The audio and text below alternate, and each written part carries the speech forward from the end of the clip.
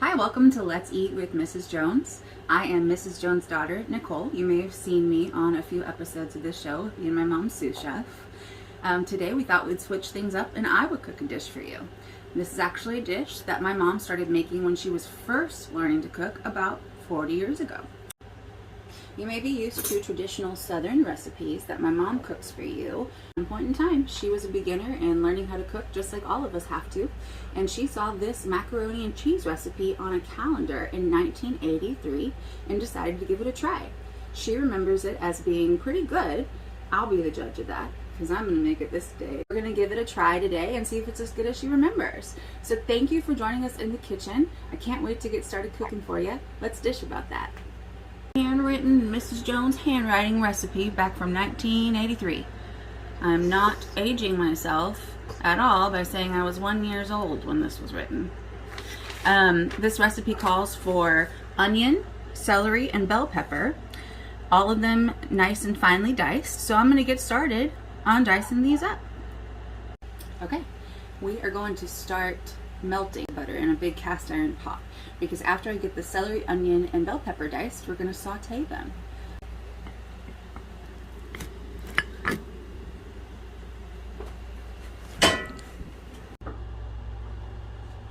It doesn't have to be perfect, you know, you don't have to be a classically French trained chef to chop and dice. If they're not all the same size, they're pretty darn close to being the same size, and they should cook up around the same time. So nowadays, my mom and I would never put bell pepper or pimento in our mac and cheese. Pimento is going to come a little later, but that's what this recipe calls for, and we kind of feel like just following the rules today a little bit. Maybe it'll surprise us. I'm thinking it will. When she made it in 1983, she remembers it being absolutely delicious, and there was bell peppers and pimento in it then, so I'm guessing it's going to be delicious now. Okay, have the bell peppers, onions, and celery all diced up. I'm going to saute them all together in a pan of 2 tablespoons of butter, and the recipe says until tender and crisp. I say it's going to be about 5 minutes, maybe 10, depending on your heat source. Just stir frequently and test the, yeah. You should be able to see the butter sizzling with the little bubbles, very, very shallow. If you don't, go ahead and add a little bit more butter. If you have too much butter, I don't believe there's such a thing, just go ahead and leave it as is. It'll taste delicious. This recipe calls for 3 cups of shredded sharp white cheddar cheese. So that's what we're going to use. Feel free to use whatever cheese you like best. Okay, I've got the cheese all shredded up, still sauteing the vegetables in the butter. Once the vegetables are done, I'm going to add 3 tablespoons of flour. I'm going to stir it continuously for about 3 to 5 minutes to get that flour taste out. We're making a white roux for this cheese sauce.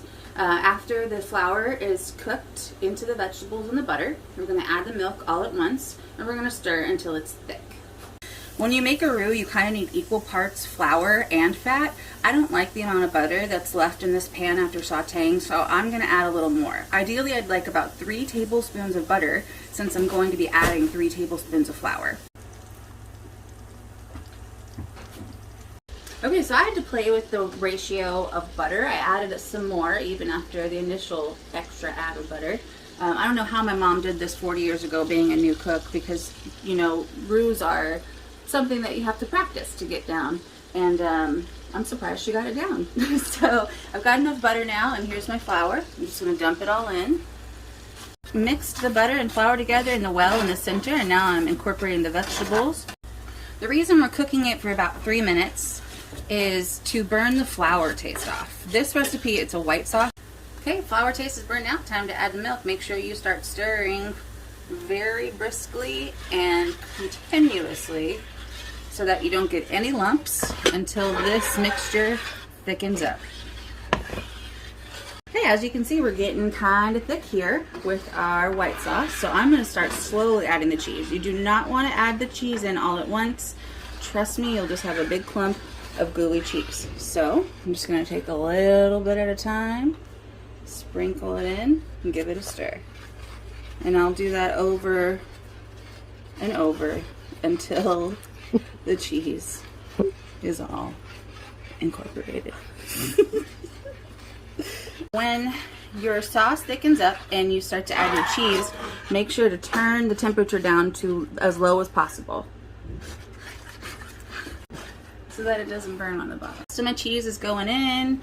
Now if you find that your cheese sauce is getting too thick, you can always add a little milk or chicken stock, whatever you prefer, and thin it up. But I love this consistency. In fact, I'm going to turn the heat off. Make sure to give it a good final stir, get all that cheese in there. That's the consistency you really want to have. Heat is off. I'm going to add red pepper, salt and pepper, and diced pimentos. Now, red pepper can be a little spicy, so just add as much or as little as you want. Pimentos are awesome. They're tangy and acidic. Alrighty. Salt and pepper to taste.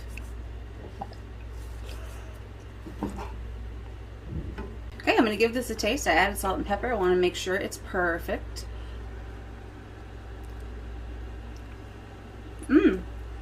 That's great. Perfect. No more salt needed. Okay, I've got about a tablespoon of melted butter, about 14 crackers. You can use whichever type of crackers you like. These are what we had on hand. I'm just going to crush them up right in their own little sleeve. This is going to be the coating that goes on the top of the mac and cheese. This is the dish we'll be using to bake our pasta in today. You just need about 1.5 quart baking dish. Make sure to grease it well or you will have some burnt stuck on cheese. Okay, you can use any pasta. The recipe calls for large elbow macaroni, but we're going to use bucatini, or as Giada De Laurentiis says, bucatini. It is a thick spaghetti that is hollow in the middle, and it's delicious.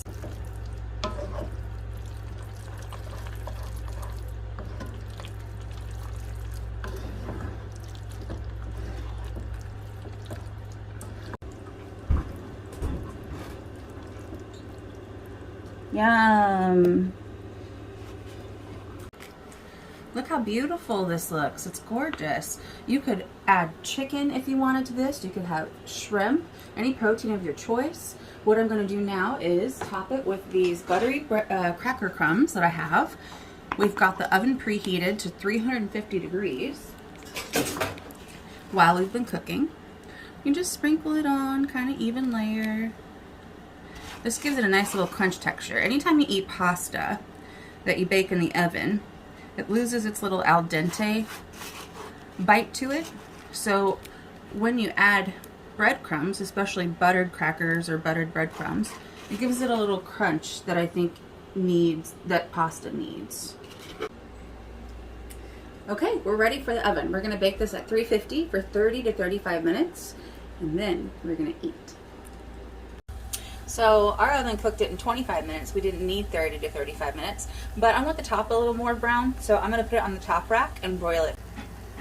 Yeah, that only took about 1 to 2 minutes in our powerful gas stove. It might take you a little bit longer if you have an electric stove, but just watch it, and this is the color that you want to get. It smells so good. I'm so excited to try it. Remember, this was a recipe that my mom first started to learn how to cook on back in 1983, almost 40 years ago. She loved it back then. Let's see if it's just as good. It's hot, so let me pull it out.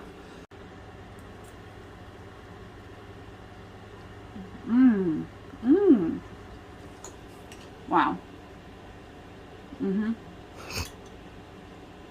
This is creamy and savory, and the pimentos and all the vegetables really give it like a full-bodied flavor.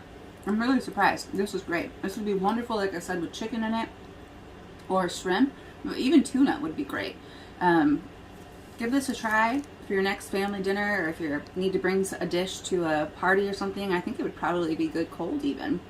I'll give it a shot in the morning. Anyway, thanks for joining me, Nicole, on this edition of Let's Eat with Mrs. Jones. I'm glad we dished about that. Mom, it's really good. Well, I know it. Of course it is.